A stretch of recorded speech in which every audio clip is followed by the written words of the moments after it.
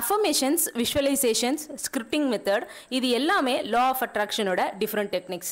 இந்த மெத்தட்ஸ்லாம் ஃபாலோ பண்ணா நம்ம வாழ்க்கையில விரும்பியதை அடைய இதெல்லாம் ஒரு வழியா பயன்படுத்தலான்னு இதுவரை நம்ம போட்ட எல்லா வீடியோஸ்லயுமே சொல்லிட்டு தான் இருக்கோம். ஆனா அதுல சில பேர் கேட்ட விஷயம், ஏங்க இந்த கர்மான்னு ஒரு விஷயம் இருக்குங்க, எப்படிங்க நீங்க இந்த ஈர்ப்பு விதி ஒர்க் ஆகும்னு சொல்றீங்க? நிறைய யோகிகள், சன்னியாசிகள், சித்தர்கள் எல்லாருமே சொல்ற ஒரு விஷயம், கர்மாவின் விதிப்படி நம்ம விரும்பினது, நம்ம ஆசைப்படுறது எல்லாமே நம்ம கர்மா முடிஞ்சா மட்டும்தான் நமக்கு கிடைக்கும். கர்ம வினையை அனுபவிக்காத வர எதுவுமே நடக்காது அப்படின்னு ஒரு விதி இருக்குல்ல. ஆனா நீங்க காட்சிப்படுத்துங்க, 7 டேஸ்க்கு 7 டைம்ஸ் எழுதுங்க, 3 டேஸ்க்கு 33 டைம்ஸ் எழுதுங்க, அஃபர்மேஷன்ஸ் சொல்லுங்க, நினைச்சது நடக்கும்னு சொல்றீங்களே அது எப்படி சாத்தியம் ஆகும் அப்படின்னு சொல்லி கேட்டிருந்தாங்க. இந்த பதிவில் நம்ம இந்த கர்மாவும் இந்த ஈர்ப்பு விதியும் ஒன்றை ஒன்று சார்ந்தது தான் அப்படின்னு என்னோட கருத்து தெரிவிக்கிறேன். உங்களுக்கு மாற்று கருத்து இருந்தாவோ இல்லை நான் சொல்றதுல ஏதாவது கரெக்ட் இல்லை அப்படின்னு தோணுச்சுன்னா நீங்கள் தாராளமாக கீழே கமெண்ட் செக்ஷனில் தெரிவிக்கலாம். இந்த பதிவை ஃபுல்லாக பாருங்க, அப்போதான் நம்ம என்ன சொல்ல வரோம் அப்படின்றது புரியும். அப்படியே கீழே கமெண்ட் செக்ஷனில் தேங்க்யூ யூனிவர்ஸ்னு கமெண்ட் பண்ணுங்க. இப்போதான் நீங்கள் பிலீவ் யூனிவர்ஸ் சேனலுக்கு புதுசாக வரீங்கன்னா மறக்காம சப்ஸ்கிரைப் பண்ணிக்கோங்க. நம்ம இன்ஸ்டாகிராம் பேஜையும் ஃபாலோ பண்ணிக்கோங்க. உங்களுக்கு ரொம்ப யூஸ்ஃபுல்லான வீடியோஸ் எல்லாம் வரும். ஃபர்ஸ்ட் கர்மானா என்னன்னு பார்ப்போம். கர்மானாலே பூர்வ ஜென்ம வினைகள். நீங்க பண்ண பாவத்துக்கான கெட்ட கர்மாலாம் இந்த ஜென்மத்துல அனுபவிச்சாதான் உங்களுக்கு நல்ல விஷயங்கள் நடக்கும் அப்படின்னு சொல்றது ஒரு நம்பிக்கை. அண்ட் அப்படிதான் கர்மாவும் வேலை செய்யும்.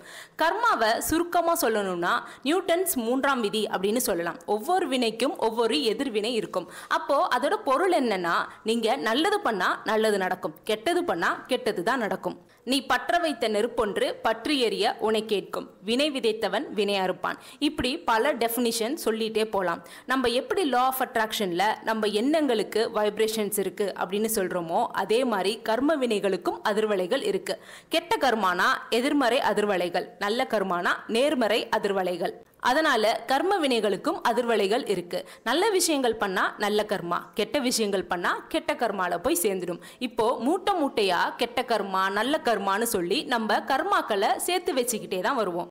அதுல எது உங்களுக்கு அதிகமா இருக்கோ அதன்படி தான் உங்க வாழ்க்கை அமையும்னு சொல்லப்படுது. இப்போ கெட்ட கர்மா அதிகமா இருந்தா அதுக்கு ஏத்த மாதிரி பண கஷ்டங்கள், துன்பங்கள், மன கஷ்டம்னு உங்க வாழ்க்கையில வரும். அந்த கர்மாவை நீங்க தீர்க்கிற வர அது போகாது அப்படின்னு சொல்லப்படுது. அதே மாதிரி நல்ல கர்மாக்கள் அதிகமா இருந்தா உங்க வாழ்க்கை நல்லா இருக்கும். ஆனாலும் மிஞ்சி இருக்கிற கொஞ்சம் கெட்ட கர்மாவை அனுபவிக்கணுமே, அதுக்காக உங்களுக்கு சமாளிக்கிற மாதிரியான கஷ்டங்கள் வரலாம் அப்படின்னு சொல்லப்படுது. இதுதான் கர்மாவோட விளக்கம். இப்போ அப்படியே நம்ம ஈர்ப்பு விதி பக்கம் வருவோம். இது நமக்கு தெரிஞ்ச கான்செப்ட் தான், நிறையவே பேசியிருக்கோம் இது பத்தி நம்ம சேனல்ல. எண்ணம் போல் வாழ்க்கை, உங்க எண்ணங்கள் எப்படியோ அப்படிதான் உங்க வாழ்க்கை அமையும். உங்க எண்ணங்கள் எல்லாத்துக்குமே அதிர்வலைகள் இருக்கும். அதை சுருக்கமா சொல்லணும்னா லைக் அட்ராக்ட்ஸ் லைக், ஒற்றவையை இழுக்கும். நல்ல அதிர்வலைகள் கொண்ட எண்ணங்கள் நல்ல விஷயங்களை உங்க வாழ்க்கையில ஈர்க்கும். கெட்ட அதிர்வலைகள் கொண்டது தீய விஷயங்களை உங்க வாழ்க்கையில ஈர்க்கும். நீங்க எதுவாக நினைக்கிறீங்களோ அதுவாகவே மாறுறீங்க அப்படின்னு சொல்லப்படுது. சரி, இப்போ இந்த ஈர்ப்பு விதியும் கர்மாவும் ஒன்றை ஒன்று சார்ந்தது அப்படின்னு சொன்னோம்ல, அது எப்படின்னு ஒரு 4 விஷயமா பிரிச்சு பார்க்கலாம். முதல் விஷயம், இப்போ கர்மான்னு சொல்லப்படுறது உங்க செயல்கள், நீங்க என்ன செய்றீங்க அப்படின்றத பொறுத்து தான் நடக்கும். ஈர்ப்பு விதி உங்க எண்ணங்கள், உங்க எண்ணங்களுக்கு ஏத்த மாதிரி பாசிட்டிவான விஷயம், நெகட்டிவான விஷயம்னு நடக்கும். ஆனா நம்ம இதுல பார்க்க தவற ஒரு விஷயம் என்னன்னா, கர்மாவை எல்லாருமே செயல்களா மட்டும்தான் பார்க்கிறோம். ஆனா அந்த செயல்கள் எப்படி அமையுது அப்படின்றத பார்க்க மறந்துடுறோம். அந்த செயல்கள் உங்க எண்ணங்களை பொறுத்து தான் அமையும். இப்போ நீங்க ஒருத்தருக்கு பணம் தந்து உதவ போறீங்கன்னா, நீங்க உதவுறது உங்க செயலா இருந்தாலும் அவங்களுக்கு பணம் தந்து உதவணும் அப்படின்ட்டு எண்ணம் வந்துச்சுல்ல, அந்த எண்ணம் வராம நீங்க அந்த செயலை செஞ்சிருக்க மாட்டீங்க. அதே தான் இப்போ நீங்க ஒருத்தவங்களை பழி வாங்கணும் அப்படின்னு ஏதோ ஒரு செயல் பண்றீங்க. ஆனா அந்த செயலை செய்யறதுக்கான எண்ணம் உங்களுக்கு வந்ததால செய்றீங்க. இந்த எண்ணங்கள் அப்படின்னு சொல்றது ஈர்ப்பு விதியோட கான்செப்ட். எந்த ஈர்ப்பு விதி மெத்தடை நீங்க பண்ணினாலும் எல்லாமே உங்க எண்ணங்களோட அதிர்வலைகளை பொறுத்து தான் இருக்கும். அப்போ உங்க செயல் உங்க எண்ணங்களை பொறுத்து இருக்கிறதால கர்மா இந்த ஈர்ப்பு விதியை சார்ந்துதான் இருக்கு. அப்படியே இந்த ஈர்ப்பு விதி பக்கம் வந்தா உங்க எண்ணங்கள் செயல்களா மாறுது. சோ கர்மாவின் படி செயல் எண்ணங்களை பொறுத்து அமையும். அண்ட் ஈர்ப்பு விதி படி உங்க எண்ணங்கள் செயல்களா மாறுது. அப்போ இந்த கர்மா ஈர்ப்பு விதியை சார்ந்து இருக்கு அண்ட் ஈர்ப்பு விதி கர்மாவை சார்ந்து இருக்கு. ரெண்டாவது விஷயம், உங்க கர்மாவை குறைக்க பொதுவாவே எல்லாருமே சொல்ற ஒரு விஷயம், மத்தவங்களுக்கு நல்லது பண்ணுங்க, தானம் பண்ணுங்க, நல்லது நினைங்க, மத்தவங்களுக்கு தீமை எதுவும் செய்யாதீங்க, பழி வாங்குறது, இந்த வச சொல் சொல்றதுன்னு இந்த மாதிரி மத்தவங்க மனசு புண்படுற மாதிரி எந்த செயலும் செய்யாதீங்க அப்படின்னு சொல்லுவாங்க. ஆனா ஒரு விஷயம் இதுல கவனிச்சா ஈர்ப்பு விதிப்படியும் நம்ம இதே தான் சொல்றோம். இப்போ ரோட்ல யாரோ ஒருத்தர் உங்ககிட்ட வந்து சாப்பாட்டுக்கே ரொம்ப கஷ்டமா இருக்கு, சாப்பாடு வாங்கி தரீங்களா அப்படின்னு கேக்குறாங்க. நீங்களும் வாங்கி தரீங்க. அப்போ இந்த கர்மாவின் விதிப்படி நீங்க நல்ல கர்மாவை சேர்க்கிறீங்க. இது உங்களுக்கு கெட்ட கர்மாவை குறைக்கவும் உதவும் அப்படின்னு சொல்லலாம். இதே ஈர்ப்பு விதிப்படி பாத்தீங்கன்னா, நீங்க உதவி பண்றப்போ அவங்க உங்களை வாழ்த்துறப்போ உங்களுக்கே தெரியாம ஒரு விதமான சந்தோஷம் வரும். அது கண்டிப்பா உங்க அதிர்வலைய பாசிட்டிவ் ஆக்கும். நீங்க ஏதாவது ஒரு மேனிஃபெஸ்டேஷன்ல இருக்கீங்கன்னா அப்போ இந்த பாசிட்டிவ் வைப்ரேஷன்ஸ் எல்லாம் உங்க மேனிஃபெஸ்டேஷனை அடைய உதவும். சோ இந்த விஷயத்துல ரெண்டுமே ஒன்றே ஒன்று சார்ந்ததா தான் இருக்கு.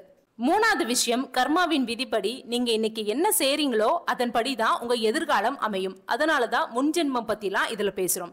இப்போ ஒரு நல்ல வசதியா நோய் நொடி இல்லாம சந்தோஷமான வாழ்க்கை வாழ்ந்தீங்கன்னா புண்ணியம் பண்ணிருக்காங்கப்பா, அதான் நல்லா இருக்காங்க அப்படின்னு சொல்லுவாங்க.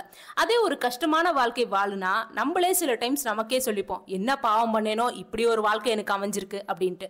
சோ இன்னைக்கு நீங்க என்ன பண்றீங்க அப்படின்றத பொறுத்து தான் நாளைக்கு நீங்க நல்லா இருப்பீங்களா இல்ல கஷ்டப்படுவீங்களா அப்படின்னு அமையும். இதே நீங்க ஈர்ப்பு விதிப்படி பாத்தீங்கன்னா எண்ணம் போல் வாழ்க்கை.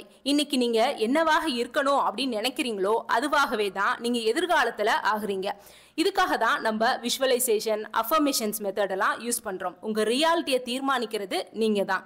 அப்போ இந்த கர்மாவிலையும் சரி ஈர்ப்பு விதியிலையும் சரி ரெண்டுமே நம்ம செயல் மற்றும் எண்ணங்களை பொறுத்து தான் உங்க எதிர்காலம் அமையுது. அதனால நல்ல எண்ணங்கள் நல்ல செயல்களை உங்க வாழ்க்கையில கடைப்பிடிங்க.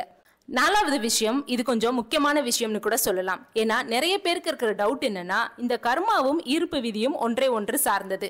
எண்ணங்கள் செயல்கள் எல்லாமே புரியுதுங்க. ஆனா இந்த கர்மா நம்மள நல்ல விஷயங்களை யோசிக்க விடாம இல்ல நல்ல விஷயங்களை செய்யவும் விடாம தடுக்குமே. நமக்கு நல்லது பண்ணணும்னு தோணினாலும் அதை செயலா மாத்த நம்ம கெட்ட கர்மா விட மாட்டேங்குது. இப்போ ஒரு சிலரோட வாழ்க்கையில பாத்தீங்கன்னா நல்லா உழைக்கணும், நல்ல வேலை செய்யணும், வாழ்க்கையை அடுத்த லெவலுக்கு கொண்டு போகணும் அப்படின்னு எண்ணங்கள் இருக்கும். ஆனா அதை எப்படி செயல்படுத்தணும் அப்படின்றது தெரியாம இருப்பாங்க. அப்படியே செயல்படுத்தினாலும் அவங்க எதிர்பார்த்த அளவுக்கு வந்திருக்காது. இப்போ சில ஸ்கூல் படிக்கிற பிள்ளைங்க எல்லாம் பாத்தீங்கன்னா நல்லா படிக்கணும்னு எண்ணம் இருக்கும், எக்ஸாம்ல நல்ல மார்க் வாங்கணும் அப்படின்னு நினைப்பாங்க. ஆனா தூக்கம், விளையாட்டுன்னு இந்த மாதிரி விஷயங்கள் அவங்கள பண்ண விடாம தடுக்கும். சில பேரெல்லாம் எப்ப பாரு தூங்கிட்டே தான் இருப்பாங்க. எல்லாமே கெட்ட கர்மாவால நடக்கிற விஷயங்கள் உங்களை உங்க வாழ்க்கையில முன்னேற விடாம தடுக்கும். சரி, அப்போ இந்த மாதிரி இடத்துல ஈர்ப்பு விதி வேலை செய்யுமா அப்படின்னு கேட்டா வேலை செய்யும். ஆனா அது நீங்க எந்த அளவுக்கு ஈர்ப்பு விதியை நம்பி செயல்படுறீங்க அப்படின்றத பொறுத்து தான் அமையும். ஏன்னா உங்க எண்ணங்கள் எண்ணங்களாவே நின்றுடக்கூடாது, அது செயல்களா நம்ம மாத்தணும். அப்படி மாத்த விடாம ஏதாவது ஒரு விஷயம் தடுக்குதுன்னா அப்போ நீங்க என்னதான் அஃபர்மேஷன்ஸ், விஷுவலைசேஷன்லாம் பண்ணாலும் உங்க சைட்ல இருந்து நீங்க என்ன முயற்சி பண்றீங்க அப்படின்றது ரொம்ப முக்கியம். அப்போ அந்த மாதிரி டைம்ல நான் என்ன பண்ணணும்? கெட்ட கர்மா அதிகமா இருந்தா ஈர்ப்பு விதி என்னால பயன்படுத்த முடியாதா, அப்போ எனக்கு நான் நினைச்சது நடக்காதா அப்படின்னு கேட்டா நீங்க ஈர்ப்பு விதியை பயன்படுத்த முடியும். ஆனா இது மாதிரி உங்க வாழ்க்கையில ஏதோ ஒண்ணு முட்டுக்கட்டையா இருக்குன்னு தெரிஞ்சா நீங்க கண்டிப்பா கெட்ட கர்மாவை குறைக்கிறதுக்கான வழிகளை பார்க்கணும். அதுக்கு என்ன பண்ணணும்னா உங்க பாசிட்டிவ் அதிர்வலைகளை அதிகப்படுத்தணும். உங்க வாழ்க்கையில பாசிட்டிவான விஷயங்களை பண்ண ஆரம்பிங்க. நீங்க சொல்றதெல்லாம் சரிதாங்க, ஆனா நம்ம எதிர்பார்த்த விஷயம் நடக்காம போச்சுன்னா எப்படி நம்மளால பாசிட்டிவா இருக்க முடியும்? நம்மளே நினைச்சாலும் அப்படி இருக்க முடியாதே.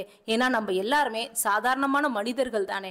இப்போ நான் ஒரு வேலை வேணும் அப்படின்னு நினைக்கிறேன், அதுக்கு நான் நல்லா ப்ரிப்பேர் பண்ணி இன்டர்வியூலாம் அட்டன் பண்றேன். ஆனா என்னைய விட தகுதி கம்மியா இருக்கிறவங்களுக்கு இந்த வேலை கிடைக்குது, ஆனா எனக்கு கிடைக்கல அப்படின்னு ஒரு சிச்சுவேஷன் நடந்தா அப்போ கண்டிப்பா ஒரு கோபம், பொறாமை நமக்குள்ள வரதானே செய்யும். இது வேலைன்னு இல்ல, எந்த விஷயத்தை நீங்க எடுத்தாலும் இப்படி பாசிட்டிவா இருக்க விடாத மாதிரி சில விஷயங்கள் நடக்கலாம். ஆனா அந்த மாதிரி டைம்ல நீங்க கர்மாவை முழுசா புரிஞ்சுக்கிட்டீங்கன்னா உங்களுக்கு இந்த மாதிரி எண்ணங்கள் வரது கொஞ்சம் கொஞ்சமா குறையும். நம்ம ட்ரை பண்ணோம், இன்னைக்கு கிடைக்கல, ஆனா என்னைக்காவது கண்டிப்பா நினைச்சது இந்த பிரபஞ்சம் தரும்னு நம்பிக்கையோட இந்த ஈர்ப்பு விதியை பயன்படுத்திக்கிட்டே இருங்க. ஏன்னா எப்போ எங்க எந்த டைம்ல உங்களுக்கு தரணும் அப்படின்ட்டு இந்த பிரபஞ்சத்துக்கு தெரியும். இன்னும் சில விஷயங்கள் கூட நீங்க ஃபாலோ பண்ண ஆரம்பிக்கலாம். உங்க மைண்ட் எப்பவுமே கிளியராகவும் பாசிட்டிவாகவும் இருக்க அதிகாலையில தியானம் பண்றது நல்லது. தூக்கத்தை கொஞ்சம் குறைச்சி உங்க வாழ்க்கைய அடுத்த லெவலுக்கு கொண்டு போகணும்னு நினைச்சு இந்த பிரபஞ்சத்தோட பேச ட்ரை பண்ணுங்க. உங்களை சுத்தி இருக்கிற மக்கள் எப்படி இருக்காங்க, என்ன மாதிரி மைண்ட் செட்ல இருக்காங்க அப்படின்றத கவனிங்க. நல்ல வார்த்தைகள் பேசுற மக்கள், நல்ல எண்ணங்கள் இருக்கிற மக்களோட அதிகமா டைம் ஸ்பெண்ட் பண்ணுங்க. எவ்வளவுக்கு எவ்வளவு நீங்க உங்களை சுத்தி பாசிட்டிவ் வைப்ரேஷனை வச்சுக்கிறீங்களோ கர்மாலாம் கம்மியாகி நல்ல விஷயங்கள் ஒண்ணு ஒண்ணா உங்க வாழ்க்கையில நடக்கும். ஒரே ஒரு விஷயம் தான் இந்த பதிவுல இருந்து நீங்க புரிஞ்சுக்க வேண்டியது. இந்த கர்மாவை புரிஞ்சுக்கிட்டு நீங்க ஈர்ப்பு விதியை பயன்படுத்தி கெட்ட கர்மாவை குறைக்கலாம். சோ உங்க வாழ்க்கையில நல்ல விஷயங்கள் நடக்கும்னு நம்பிக்கையோட ஈர்ப்பு விதியை பயன்படுத்துங்க. கண்டிப்பா மாற்றங்கள் வரும். இந்த பதிவுல நான் என்னோட கருத்துக்கள் மட்டுமே சொல்லியிருக்கேன். உங்களுக்கு வேற கருத்துக்கள் கூட இருக்கலாம். அதை சிம்பிளா கமெண்ட்ல சொல்லணும்னாலும் நீங்க சொல்லலாம். இந்த வீடியோ உங்களுக்கு யூஸ்ஃபுல்லா இருந்திருக்கும் நினைக்கிறேன். உங்க ஃப்ரெண்ட்ஸ்க்கும் ஷேர் பண்ணுங்க, அவங்களுக்கும் யூஸ்ஃபுல்லா இருக்கும். என்னோட மத்த லா ஆஃப் அட்ராக்ஷன் பத்தின வீடியோஸ் எல்லாமே கீழே டிஸ்கிரிப்ஷன்ல தந்திருக்கேன். மறக்காம பார்த்துட்டு லைக், ஷேர் அண்ட் சப்ஸ்கிரைபும் பண்ணிக்கோங்க. இன்னும் ஒரு வேற நல்ல வீடியோல உங்களை பார்க்கிறேன். அதுவரை tata, bye bye, take care and be happy மக்களே.